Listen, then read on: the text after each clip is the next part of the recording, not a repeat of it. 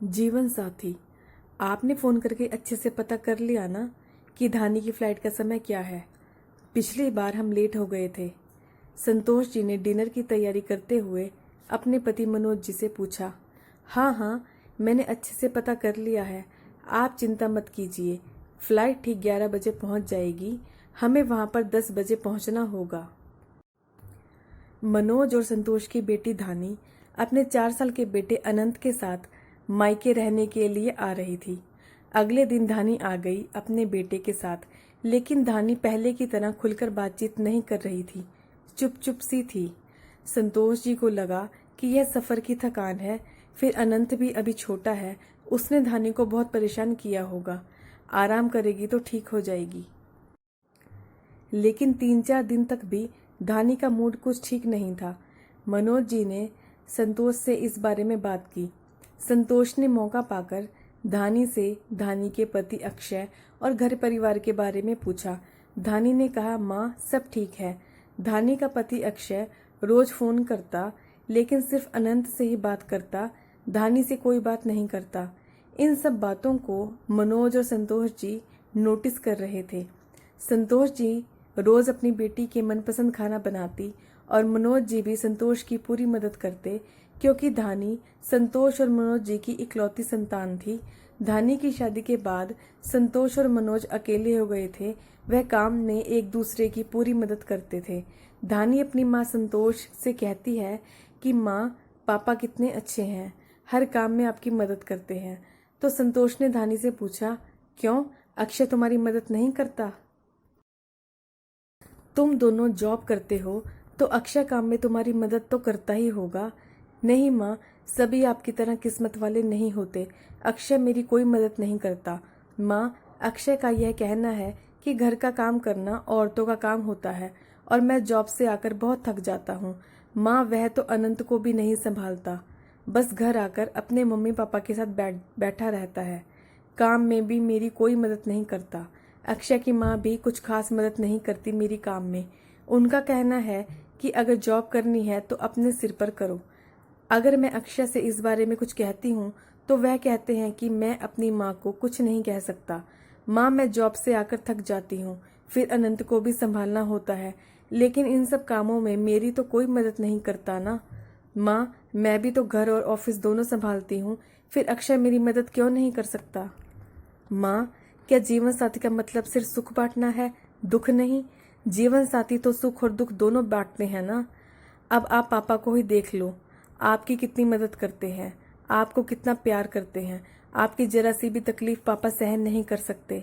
संतोष जी धानी को कहती हैं कि धानी, तुम ठीक कह रही हो कि तुम्हारे पापा मुझे बहुत प्यार करते हैं और मेरा बहुत ख्याल रखते हैं, लेकिन धानी, हमेशा ऐसा नहीं था।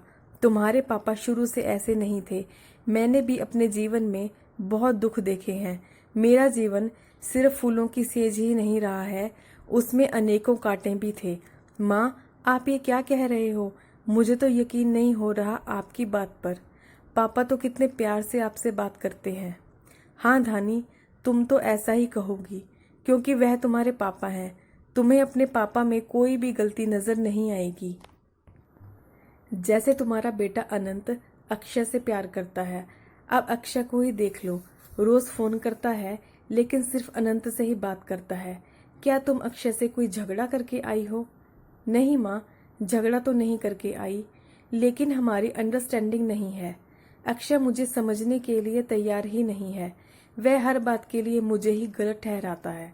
संतोष जी धानी को कहती हैं, बेटा, अंडरस्टैंडिंग तो बनाने से बनती है। माँ, आपने पापा के साथ अंडरस्टैंडिंग कैसे बनाई थी? क्या पापा आपको समझते थे? आपका ससुराल कैसा था? पापा आपको कितना सपोर्ट करते थे? धानी, शादी के बाद हर लड़की को एडजस्टमेंट करने पड़ते हैं। ससुराल वालों की सोच हमेशा से यही होती है कि बहू ही एडजस्ट करे। जब मेरी शादी हुई तो तुम्हारे पापा की पोस्टिंग दूरी पर थी। शुरुआत में मुझे उन्होंने अपने साथ कभी नहीं रखा, क्योंकि तुम्हारी दादी नहीं चाहती थी कि मैं तुम्हारे पापा के साथ जाऊं। उनका कहना था कि मैं घर की बड़ी बहू हूं और मुझे ही पूरे घर को संभालना है, और मैंने अपने घर में कभी काम नहीं किया था, तुम्हारी नानी ने मुझे कभी काम करने ही नहीं दिया। मुझे तो खाना बनाना भी नहीं आता था, लेकिन मैं कभी काम करने से मना नहीं करती।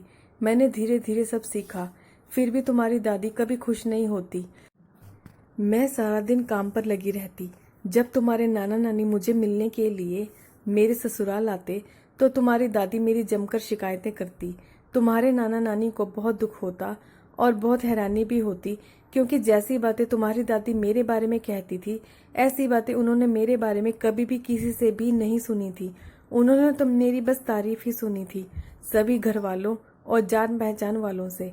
जब भी तुम्हारे पापा छुट्टी पर आते तो तुम्हारे पापा से मेरी शिकायतें लगाती।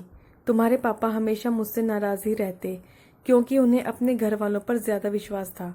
अगर मैं उन्हें कुछ कहती तो और भी नाराज हो जाते। मैं अपने ससुराल की सारी परेशानियां अपने पापा से शेयर किया करती थी। वह मुझे बहुत समझाते। तुम्हारे नाना हमेशा मुझसे यही कहते कि बेटा सब्र करो, धैर्य रखो, सब कुछ ठीक हो जाएगा। मैंने तुम्हारे पापा से कुछ भी कहना बंद कर दिया था। जब तुम्हारे पापा छुट्टी पर आते तो मैं उनसे कोई फालतू बात नहीं करती। मुझे मेरी शादी में मिला हुआ सारा सामान और गहने तुम्हारी दादी ने अपनी बेटी को उसकी शादी पर दे दिए। इन सब बातों के बावजूद भी मैंने तुम्हारे पापा से कोई शिकायत नहीं की। एक बार तुम्हारे पापा तुम्हारी दादी को बिना बताए छुट्टी पर आ गए। तब उन्होंने तुम्हारी दादी को मुझसे झगड़ा करते हुए अपनी आंखों से देखा। तब उनको मेरी बातों पर विश्वास हुआ। तुम्हारे पापा ने तुम्हारी दादी से कहा, यह सब क्या हो रहा है माँ? आप तो हमेशा संतोष की शिकायतें लगाती थी और मैं आपकी बातों पर यकीन कर लेता था। मैंने अपनी पत्नी की बातों पर कभी विश्वास नहीं किया और मुझे अब आत्मग्लानि हो रही है कि मेरी पत्नी के साथ इतना गलत होता रहा और मैं कुछ भी नहीं कर सका। मैंने कभी उसका साथ नहीं दिया। माँ, अब मैं अपनी पत्नी को 1 मिनट के लिए भी यहाँ नहीं छोड़ूंगा। मैं अभी अपनी पत्नी को यहाँ से लेकर जा रहा हूँ। और उसके बाद अगले दिन मैं तुम्हारे पापा के साथ चली गई जहाँ पर वे पोस्टेड थे। फिर मेरे जीवन के सारे दुख सुख में बदल गए। मेरे किए हुए सब्र का मुझे फल मिला और तुम्हारे नाना जी को मैंने मन ही मन धन्यवाद किया, जिन्होंने मुझे धैर्य रखने के लिए प्रेरणा दी थी। तुम्हारी दादी को भी अपने किए पर बहुत पछतावा हुआ। धानी अपनी माँ के मुंह से यह बातें सुनकर बहुत हैरान हुई और बहुत रोई, पर बोली, माँ, आप में तो बहुत सब्र है। संतोष जी ने कहा, धानी, समय के साथ सब कुछ ठीक हो जाता है, लेकिन हमें कोशिश करते रहना होता है। इसलिए धानी बेटा, तुम भी अक्षय से बात करने की कोशिश करो। वह तुमसे बात नहीं करता तो क्या हुआ, तुम पहल करो। अच्छा जीवन साथी बहुत मुश्किल से मिलता है बेटा, और मैं जानती हूँ अक्षय बहुत ही अच्छा लड़का है। पुरानी बातों को भूल जाओ और नए सिरे से अपनी जिंदगी की शुरुआत करो। धानी अपनी माँ से बात करके बहुत हल्का महसूस कर रही थी। आज धानी ने खुद ही अक्षय को फोन किया, उससे अच्छे से बात की। अक्षय ने भी धानी से प्यार से बात की और उससे पूछा कि घर वापस कब आ रही हो। धानी ने कहा, बस कुछ दिनों में ही। धानी अनंत को नाश्ता करवा रही थी, तभी डोरबेल बजती है। धानी दरवाजा खोलती है और सामने गुलाब के फूलों के बुके के साथ अक्षय को देखती है। धानी सरप्राइज देखकर बहुत खुश हो जाती है और अक्षय को गले लगा लेती है। संतोष जी का घर खुशियों से भर जाता है। दोनों हंसी खुशी धानी के घर कुछ दिन रहते हैं और फिर हंसी खुशी वापस अपने घर लौट जाते हैं।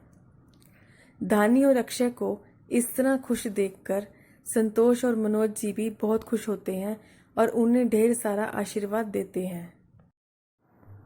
दोस्तों, कई बार हमारे जीवन साथी के साथ अंडरस्टैंडिंग नहीं बन रही होती, तो हमें यह सोचने की ज़रूरत है कि ऐसा क्यों हो रहा है। हमें समस्या का समाधान निकालना चाहिए और इसमें सब्र और समझदारी आपका भरपूर साथ देते हैं।